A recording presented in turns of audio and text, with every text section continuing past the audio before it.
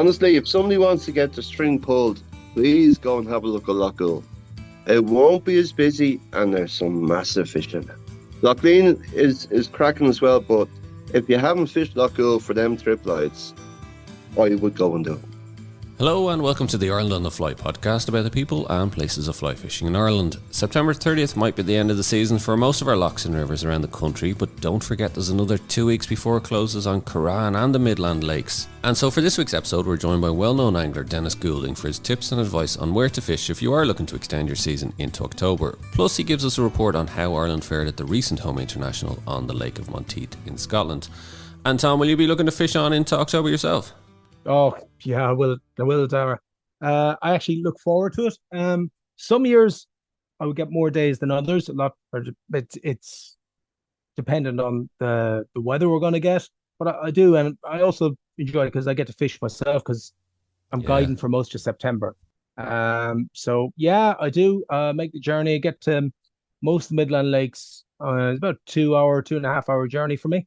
So yeah, I will, but it'll all be weather dependent. But definitely get up to it.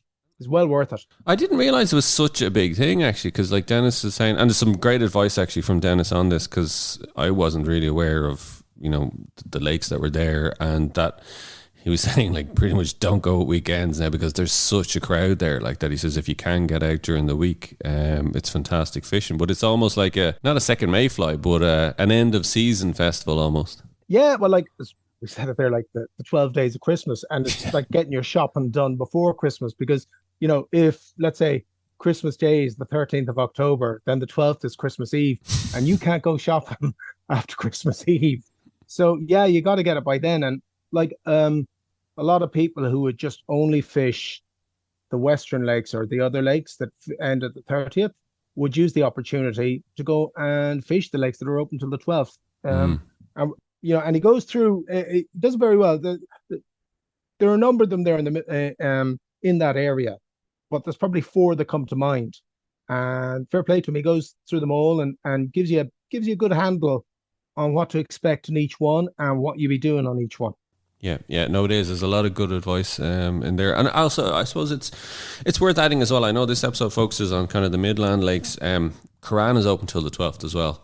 So if people are, you know, fancy a bit of sea trout down that way, down Kerry way, Currane is open as well. I've often gone down myself just to kind of wet a line in the last kind of few days. Yeah, you have, haven't you? You were saying that to me there the other day. You quite often would nip down. And the weather, sweet Jesus. Yeah. My experience of it. But like, having said that, actually just recently this week, I know it's been kind of windy and rainy, but it's been 18 degrees. Like it's been, you don't mind being out in the rain when it's warm like that.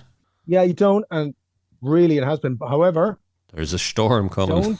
There is. I'm just looking at it here for the I think this week, the end of this week, you're talking 12, 13 degrees.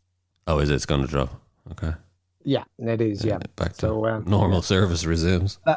Back to normal service. Yeah. Yeah. So, but like, we might as well enjoy it while we can. Yeah, exactly. Well, look, let's get back to this week's guest. And don't forget as well to listen out for our fulling mill competition later in the show. And I first asked Denis about where he likes to fish at the back end of the season. Yeah, I try and get out the last couple of weeks. It can be really good fishing on the likes of Lean, Sheelan, Ull, Enno. Enno has a great hatch of olives at the end of the year. Can be excellent dry fly fishing. Whereas Ull would be more fry bashing. They're triplights, they're just like rainbows, but they're browns. They feed heavily on the fry. And it's probably the best time of the year to get a big fish off Ull. And what size are you talking? Anything that can, like I've heard the reports of fish up to double figures. They're brown trout, like they're stocked fish, they're triplights, but into double figures. Whereas the likes of Lean, we would be fishing dries and some fry right till the end. It depends on what you want to do. You have a choice. Loch Sheelan can be on and off. It can be pulling out deep. It can be in tight, pulling fry patterns. But the wild lakes, the fish tend to get ready to spawn probably the last week in August. And you see them pitch everywhere. In the Midlands, they start pitching. But if you can get over them correctly and they're in the mood, they will take you.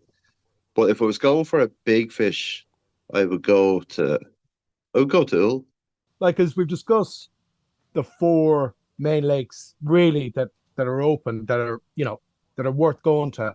And you'd actually pick Ua for size if you were going for a For big one. Yeah. size, for big fish. Now you will, like the average.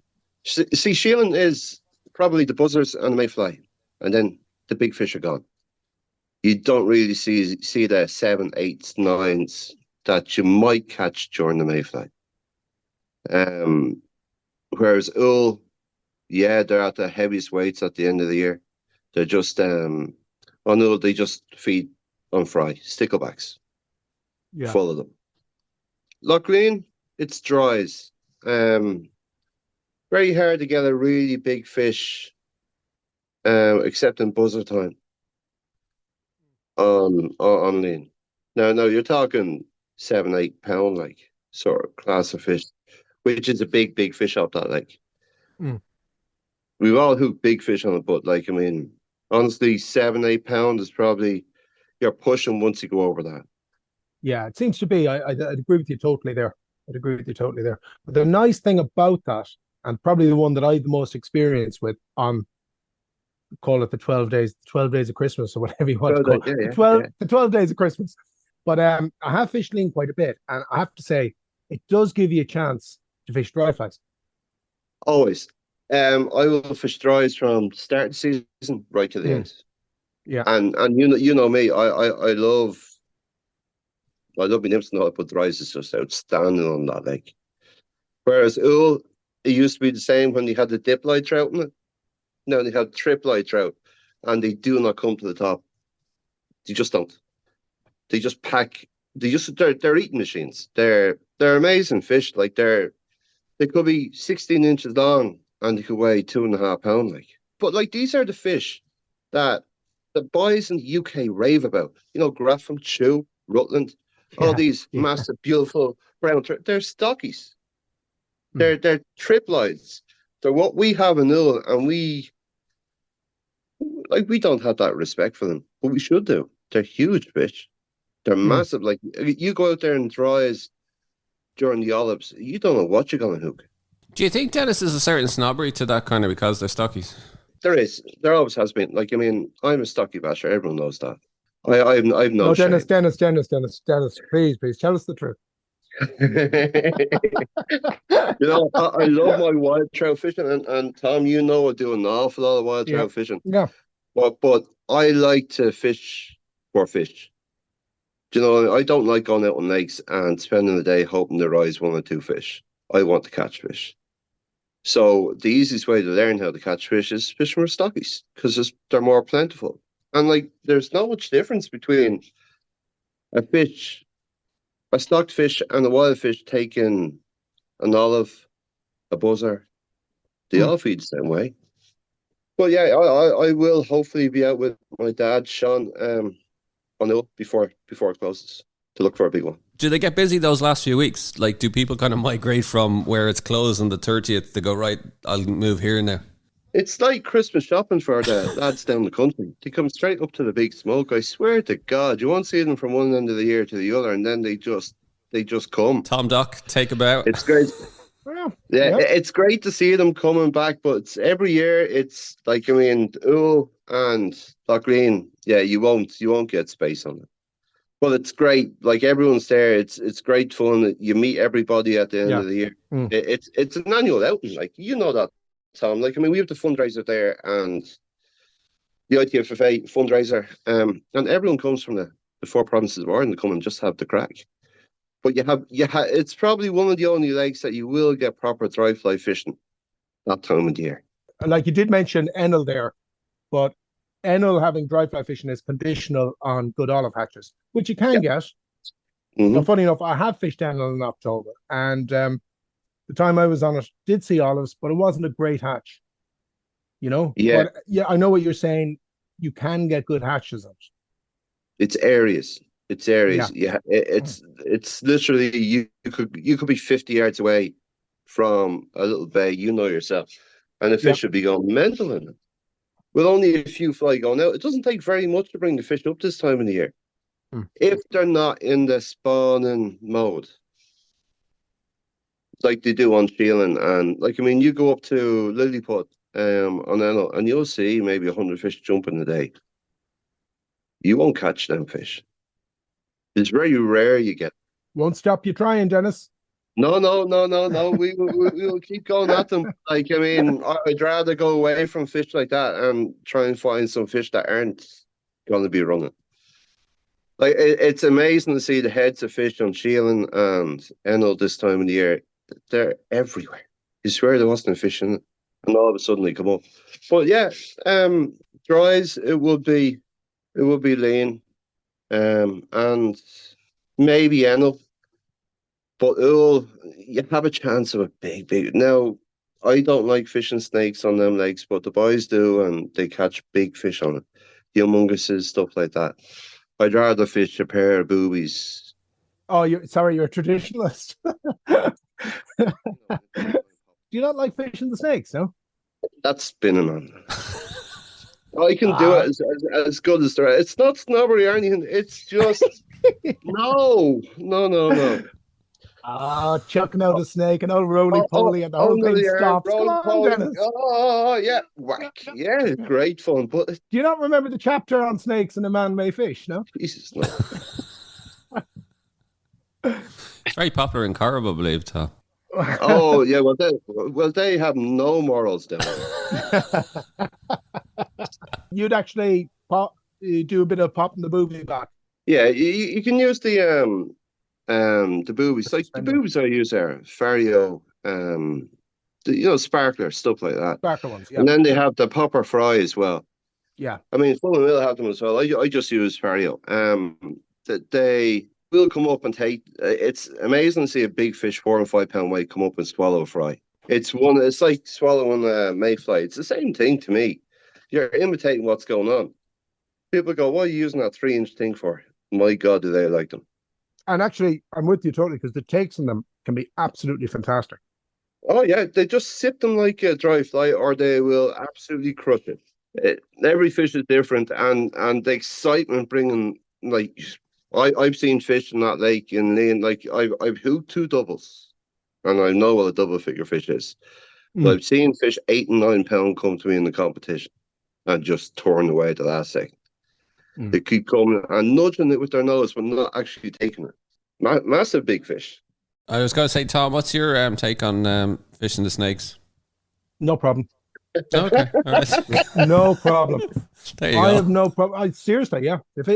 I don't fish them much down here. Do you know why I don't fish them much down here? They don't really work here. Humongous on the other side does work. Right? What about minkies? Oh, I wouldn't be without them. Yeah, you see, we don't do much of that up here because we fish competitions where we have to go by. But on the ITFFA rules, there's So we actually do not like how would you say, fish them that much at all. Like, just the open competitions you can work away, but I don't know. I try and catch them on while they can fish. Yeah, well, I see, like, if you're constrained by competition rules, like, let's say if you're going to fish comp and it's on at the end of the week, it's no point doing a day's 2 practice, chucking out a 10 centimeter snake when you have to have a size 10 fly out on the match. So you got to find what's working for you if you're going fishing a comp. Yeah. Like on the small wars, I have a box full of them. Now, I will use them last resorts, but I'd rather get them different ways. But like some days you just have to fish them. Like in the middle of winter, just tweaking something that length, a fish will stick onto it. Whereas like the last, you've only got 2 weeks at the end of the year. You want to make the most of it. Yeah. And fish something you want to fish. Dry set, like, yourself, Lean, is either going to be one of 3 things. One or the other. Yeah. It's going to be black smut. It's going to be little sedges. Daddies are nearly gone, the snails are nearly gone, and it's going to be fry then. Yeah. But you can hit a pod of fish reading on fry out there and there. It's just fun. Oh yeah, but they're fully finned torpedoes. Oh sure, seriously, I mean, the scrap you'll get out of them is fantastic. It really is. Like, as I said, of all the lakes, I fished all of them in October. Lean, I would have fished a lot, and it really is. The quality of the fish at that stage, the quality of the fish generally in the lake anyway, But the quality of the Yeah. fish in October is phenomenal. It's amazing. Yeah. Well, you should go down to Ull. It's overlooked. Can I ask you, actually, lads, because I'm completely ignorant of the lake, so maybe, and I'm hoping there's other people who are ignorant too, not just me, but maybe just give it like a very kind of quick synopsis overview. Where's the lake, size of it, just a kind of a dummy's guide to it, if you wouldn't mind. Yeah. So we have Collinstown, we have Loughlane.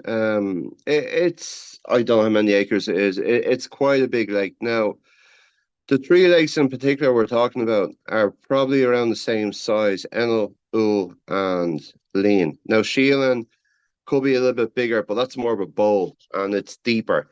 Enel will be the shallowest lake. It has a deep middle and then it has lots of rock around it. Now, Enel is a wild trout fishery. So, Ull would be about the same size, but it's a little bit deeper with one island. Two little islands on it. You'd be fishing on Ull around the edges, really, or there's little marks, stony marks. There's one called the Tyer, another one called the Kettle. And then you have Ladies Island, you'd be fishing off the shelves into the deeper water. And then you have a line coming from the graveyard. And there's a big line coming up the lake. It's a shallow marking just off that. Now, they are predominantly triploid browns with some wild trout in between. Now, I haven't caught a wild trout off that in years. Could you explain triploid browns to any of the listeners who mightn't know it? So they've no sex. They're not boys and girls. They're just one. They've lost one chromosome. So they're treated. The eggs are treated so that way. So anything they eat goes straight into food. So they pack it into muscle. Everything, it doesn't go into making eggs or sperm or whatever. It goes straight, and they just double the weight. I would say a local fish with the feeding on that lake would be hitting 3 pounds by the end of the year. So I'd say it's nearly tripled its weight. And the following year, easy 5 pounds. Like the size on them, they're just getting bigger and bigger. And like, we're not allowed to have rainbows in that lake because there's a crayfish in the lake that the rainbows would eat. You want to feel the bellies and line brownies. They're full of crayfish. You think the brownies are eating them too? Oh, you can feel it in the bellies. Yeah. Sure, they're the same fish. They're a triploid. Yeah. So that's what the triploid, like they don't breed, and therefore they're safe to put into fisheries with rivers going out of them. Yeah. That's the main reason and they grow much faster. Like in England, you will not get fisheries putting in diploid trout. They're nearly all triploid. Yeah, I think stocking fisheries with diploids is a thing of the past now. Oh, it is. Like, and they don't really survive that well. So if you were going down to Enel, you'd be fishing around the edges, dries. But Dennis, I mean, of all the lakes, probably, Enel probably is your chance. If there is hatches of olives, you can fish traditional wets. Of course. Yeah. Of course. Like the local anglers there fish wets. Yeah, traditional wets, and the same on Sheelan. Yeah. They will be the two lakes. If you want to fish traditional wet flies and have a bit of fun, I would go with Sheelan and Enel at the end of the year. Right. But you can also do that on Ull. And they will come up. Like, I mean, they are in the top 4 feet of water because they seem to be herding the fry or the sticklebacks into shallow water this time of the year, and you can see them busting them. It's a sight to behold when they actually do go on them correctly. Like, but yeah, you could wet fly fish as well. Like, I mean, it's not all about pulling minkies, dries, fishing dries or whatever. You could fish wet flies on the 3 of those lakes, but on Loughlane, no. Yeah, like there is certain individuals that do it, but you won't get bags of fish. No. Dennis, is it boat and bank fishing from those lakes, or it's all boat fishing? Oh, it's all boat. There's nothing from the shore. You can fish Loughlane from the shore. You can fish Loughull from the shore, and you can fish. You can, but nobody does it. Yeah, I will fish Loughlane at the start of the year for buzzer fishing from the shore, and we get great bags of fish. Well, we can if the weather suits. It's good fishing, but no, it's all from drifting boats. Now, most of the lakes you can hire boats. Luckily, you can buy a day ticket. You also will need your regional fishery permit to fish Ull, Sheelan, and And Ella. Yeah, but on Lough you don't, because it's in the Leinster. it's not in the Shannon catchment area. No, it's not. No. Yeah. So you just pay your day ticket to Tommy on the club, and away you go. Which is very cheap, 15 quid per day's fishing. So It's not bad at all. It's nothing. And there's guides available as well if people are interested, I presume. Yeah, there's always guides available. There's always people there to take your money. I'm sure of it. Right, Tom. Oh. A fair exchange is no robbery, Dennis. Yeah. Don't you know that? No. I'll tell you something. If I was going down to Mask or Currane, I'd love to have you sitting in the boat showing me where to go. Tell you that for nothing. We've had one day already. We might have another day again sometime. We had a day. Do you remember the day for the practice for the home international? Yeah. Yeah, we had a good day. Yeah, myself and Paddy were in the boat with you. Yeah. That's right. Yeah, a great day that day. Yeah, lovely day, yeah. I only went through one prop that day before you tell anybody. I said I was going to say nothing.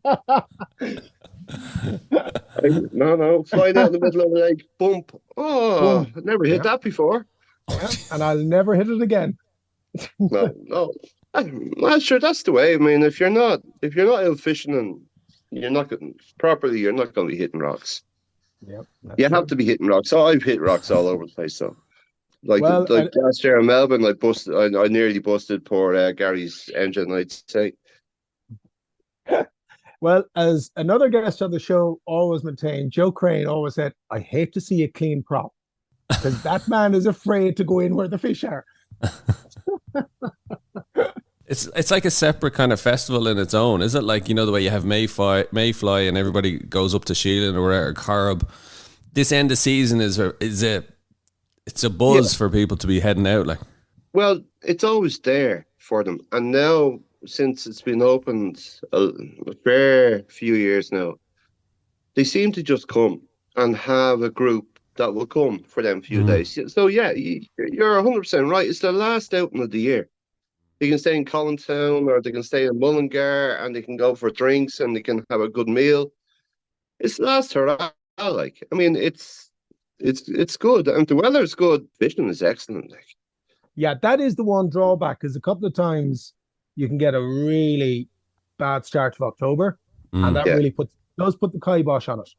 If you do get good weather, it's really, really nice, and you can have some fantastic fishing. Yeah, and especially if you can get off during the week, don't go at the weekends. Yeah, do not go at the weekends. It's just crammed with people.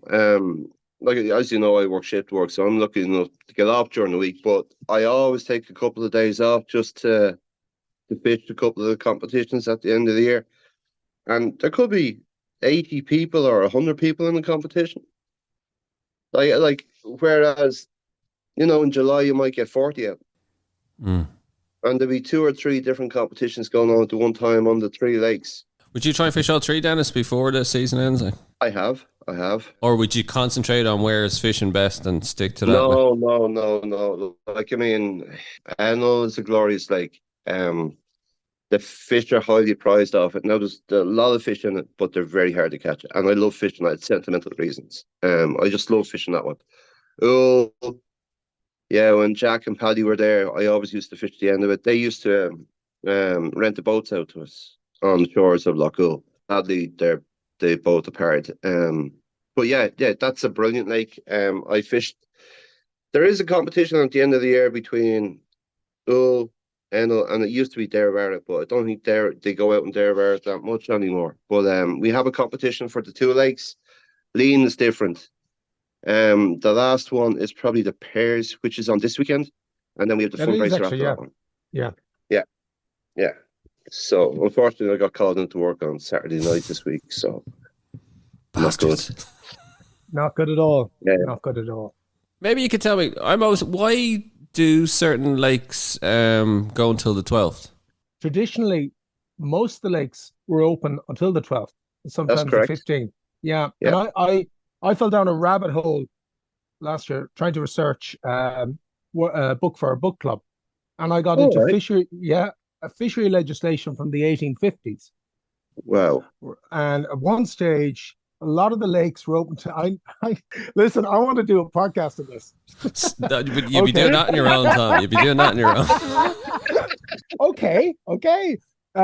But anyway, down this rabbit hole. At one stage, they opened all the lakes were open till November, sort of thing. No I must way. get them up again. Yeah, and then in the 1850s, they started putting legislation and dates and proper dates into all of them. And I think what you had then around at the turn of the last century, I think it all sort of geared towards I think it was the 12th of October for some reason. So for a while, like Corrib and Mask would have been the 12th of October. And actually, Lough Conn was the 12th of October up until about 15 years ago.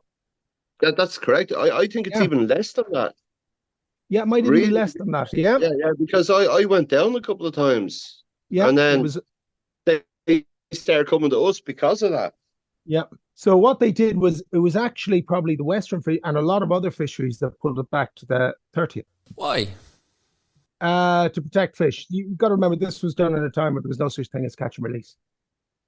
And also as well, and this, I might be wrong on this, but I would feel that generally in the Western Lakes, the trout spawn earlier. Like I used to live beside the Duty River up here in Currane, which is the main spawning river. And if we got a heavy rain in October, fish will be running that river by the middle of October. And they will be spawning by the end of October.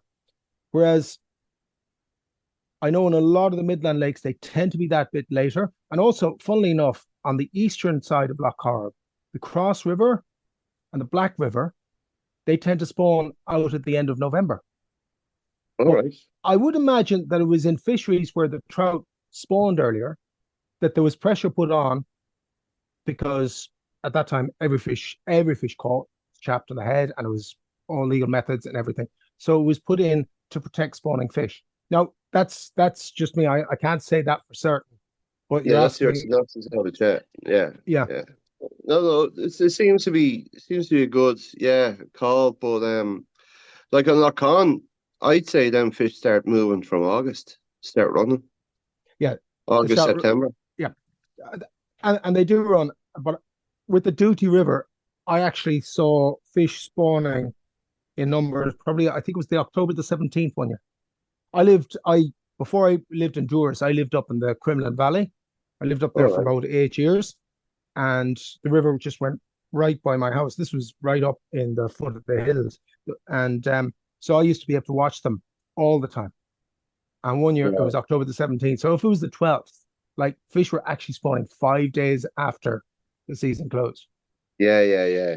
So I do know some guys that will not fish the wild lakes for trout after September.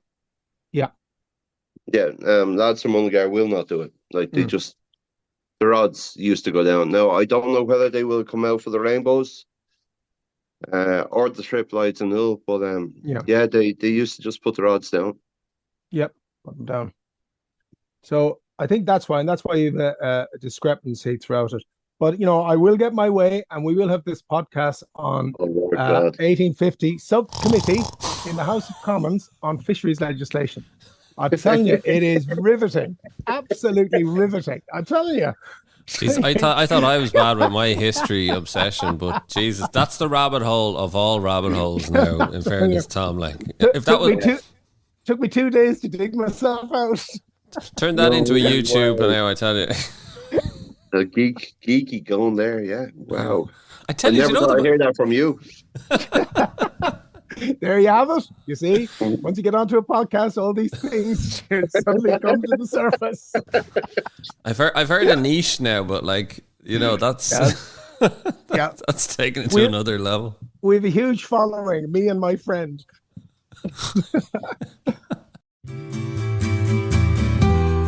If you're a fly tyer or want to get into fly tying, then this is for you. Ireland on the Fly are partnering with Fulling Mill to give away a box of fly tying materials with free shipping to one lucky listener each week for the next 12 weeks. Known for producing world-class fishing flies, including ranges from the likes of Davie McPhail, Jackie Mahon, Ronan Creane and our very own Tom Dock, Fulling Mill has been perfecting the art of fly tying for decades. And they are now launching their new range of fly tying material, including marabou, bucktail and zonker strips, to dubbings, chenille, yarn and wool. It's a complete offering, and each item is processed and packed by hand, ensuring it arrives in perfect condition. With fly tying season around the corner, what are you waiting for? Their products are available online and in-store from your local Fulling Mill dealer, so check it out at fullingmill.co.uk. Be in with the chance of winning the £50 worth of materials. Just answer the following question. Galway man Ronan Creane guides in which country? Email your answer to info@irelandonthefly.com and we'll pick a weekly winner for the next 12 weeks. And congrats to Currane May, who is this week's winner. We'll be in touch, Currane, about how to get your hands on the fly tying goodies. Good man, Currane. For more details on the competition, see the show notes and our posts on Instagram and Facebook at Ireland on the Fly. Dennis, tell us about the recent Home International that you're involved in. Yeah, so we were third. What can I say? Menteith didn't fish the way. Oh, the boys were great. Captain Porrig, trainer, amazing captain. Michael Monaghan, our manager. Again, outstanding job as always. We went over expecting what we did in 2019. We won gold in 2019. It was all, static fishing on the bit on dries. Washed out sort of colours for blobs, and we had cormorants, and we had, black stuff, not flashy stuff. So that was grand, and we were fishing away, and we were getting our fish and the whole lot. And the water was dirty, and the Ladies National was on. There was a championship on a week and a half before we went, and some of the names that popped in the top 5 were fishing that one. And some of them only had 3 fish and 4 fish. So the lake Which is was unusual for Menteith. Oh yeah, it wasn't happy. The lake wasn't happy. It was a dirty lake, and the temperature was very high. The water temperature was very high. So normally, if that happens, you go down deep. But the fish just didn't want to have it. So we were getting 3 and 4 pound fish on the odd, decent fish, and then they stocked it on the Monday. So the final's on the Friday. And a few more fish got caught. You found them, you got them. And it wasn't very hard to find them, to be honest with you. And the normal stuff worked as per normal. But it just wasn't. You weren't confident of doing it. If you came across them, It wasn't a set method. Now, the boys worked really, really hard to try and get it done, but I was beating my man on match day 4-1. And I killed my first 3 fish, which you do. Now, them 3 fish weighed, it was the smallest bag of fish I ever seen in my life. It was 5 pound 3 for 3 fish off that lake. Like, there was bags in that day, 3 fish were 9 pound. Yeah, I saw that. Most of them were small. I had 8 fish. And I was beaten by bags of 5s and 6s and 7s, no problem. I had the lowest bag of 8 weight. But, you take it on the chin, that's grand. I was beating my man 4-1, put it this way, right? This was at, I would say, 12 o'clock. And we were heading to lock-in. Now, the competition started at 10. I had a fish within 25 seconds of the start. We literally did not pull the engine. We just... Where we were, in home bay on the left, I threw out the cast and the boats went by us. And I lifted it just to get it out of the swell, and I did that, and away she went. So I had the 4th fish in about 25 seconds. Madness, grand, blank done, yeah, grand, lovely. Happy out. So, yeah, we went down anyway. Derek lost a couple of fish. I think he lost 3 and I lost 1. But I was 4-1 up. I was going... This is working. We went into the bottom of Loch End, and he got the signals from his Scottish partners, and it was a cormorant. I found out in the end. It was a cormorant. especially cormorant. Well, once he put that cormorant on, he wasn't getting tap. The rod was just being lifted out of his hand. It was game over. I mean, it was game over. I was getting tap. He was getting solid hookups. It didn't matter what I did. At 12:15, it was 6 each. And after that, it just stopped. It just stopped. The fishing the rain came and the fish went down. And in the end, he must have got, I'd say, probably 5 more takes. And I had 8 or 9 more takes. I even had the triple hookup after that. And I only got 1 in. It just didn't work out for me. But look, I got beaten 8-12 or 12-8, which happens. It just didn't fit. There was a lot of small stockies in it. And you are fishing in 6 to 10 inches of water. If your flies weren't in the reeds, I think I got 3 small pike that day. Right. 8-inch pike. They came up and took a booby off the top. It was in close, in the reeds. It's not the fishing you go to Menteith. You being on Menteith, you don't do that. Yeah, fish with a good feed times.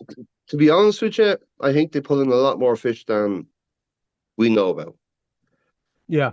Well, obviously, if it was fishing bad, they did, because they needed it. Yeah, they needed the result. But if you look at the overall numbers, I know you're saying third. I mean, the Irish team still had 100 fish with 14 rods. Yeah. Which is a decent return, and only 2 fish behind the English, who were second. Now, the Scottish, I see, were just on a different level. They don't. Maybe they have 158. 158. Yeah. Right. So 158, 104, 172. Now, we should have been second. There was no doubts about that. Even between 2 people, we lost that amount of fish. But what we were catching, what the other teams are catching fish on, we have never caught fish on that stuff on Menteith before. It was pink fabs for the English and Welsh. We wouldn't even dream of putting one on.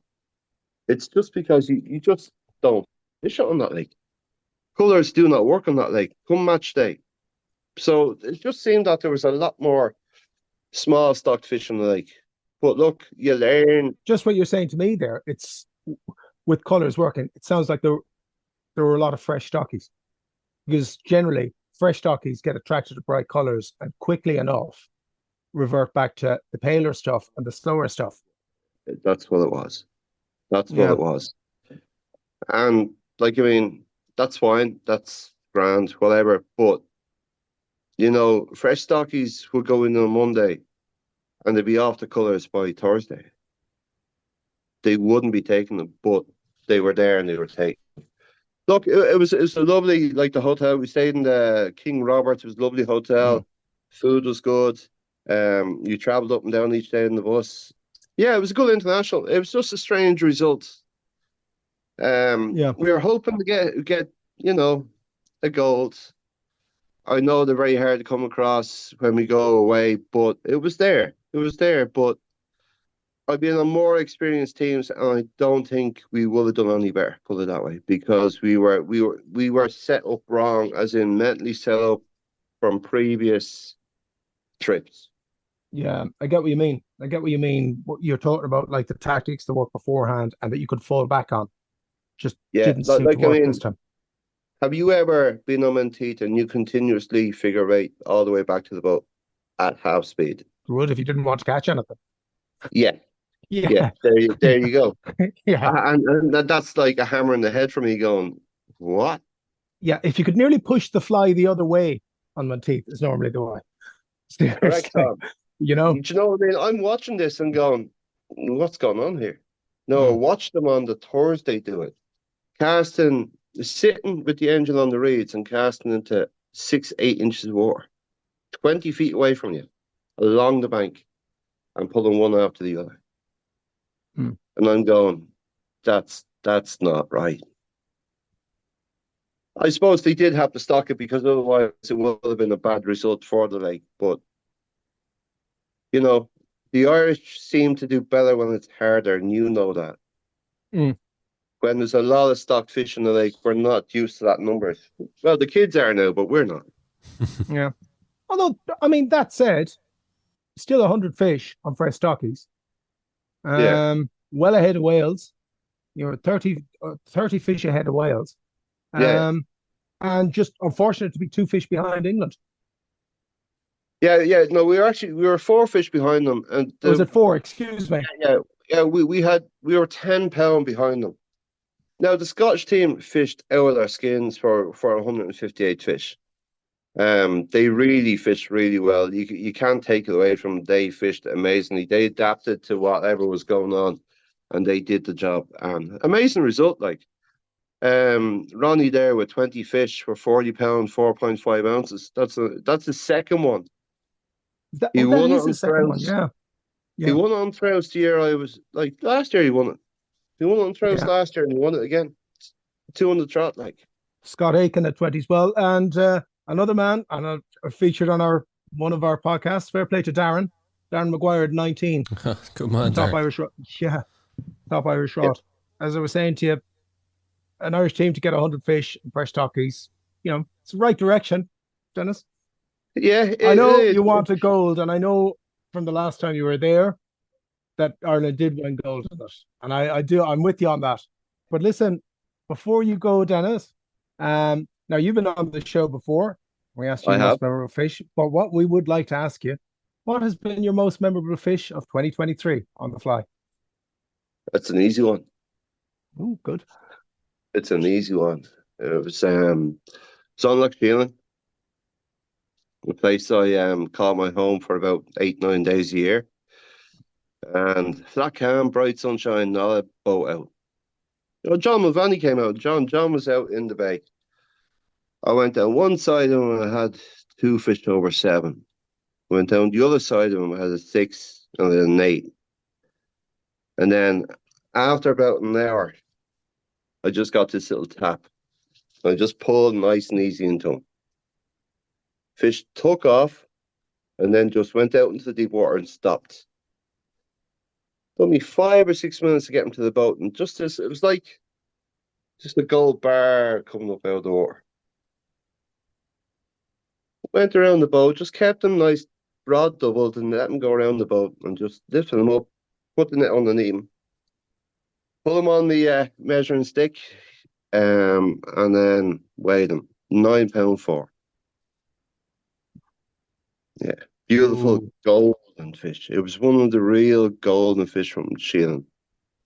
That was my only 9-pounder this year, but it was a beautiful fish. And I'm not saying it was my only 9-pounder. A 9-pounder is something that we all dream of. Mm. I've been lucky to get a couple recently, so.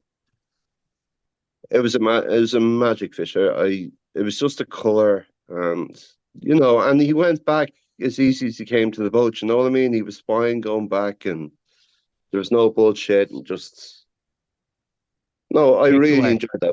Yeah, I really enjoyed that one, and being flat calm and bright sunshine, and well done. It sounds like it was plenty of memories from the season for you, Dennis. Yeah. Between this year's been a bit of a weird one. Yeah, ups and downs all the way. I've had a good run in this year. An international with the kids, gold medal, and then won away in Scotland. 3rd on Lough Conn. A few other bits and bobs. Yeah, it's still not over yet. You have a few weeks to go. Might even venture north of the border after a few Dollan, which is something that I've been doing a bit of. Well, that's a podcast. We'll have to do a podcast on that. You till the end of October for them. Yeah.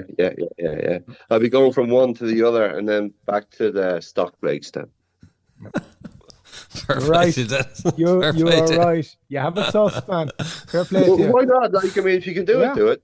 Whoever's listening, there you go. Follow Dennis's lead. There's no stopping you now. 30th of September is just an imaginary line in the sand. Yeah, honestly, if somebody wants to get the string pulled, please go and have a look at Lough.